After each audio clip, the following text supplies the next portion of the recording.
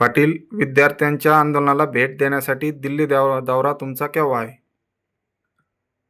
काल जी अमानुषपणानं विद्यार्थ्यांवरती लाठीचार्ज झाला ना, त्याचा कोणत्या शब्दात निषेध करावा कळत नाही आहे. कारण इतकं क्रूरपणाचं सरकार असू शकतं, हे पहिल्यांदाच बघितलं.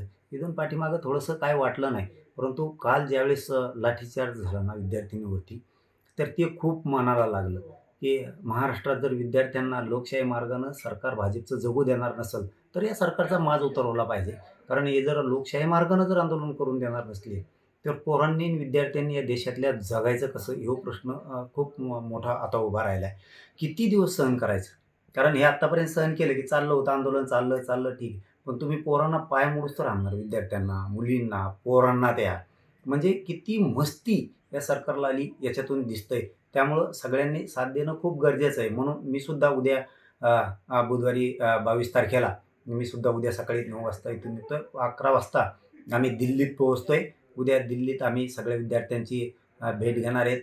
उपोषणला आपले सोनम सर बसले होते.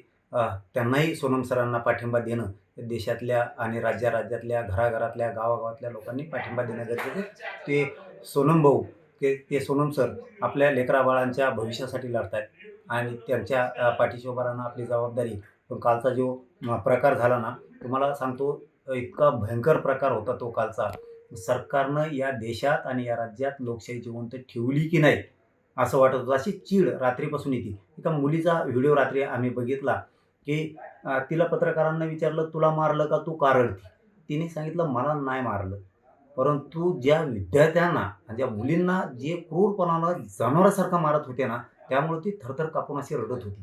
ते इतकं जिव्हारी लागलं ना त्या मुलीचं सांगणं. कारण तिने ज्यावेळेस तो मार बघितला दुसऱ्या मुलांना मारताना, तर ती स्वतः रडत होती.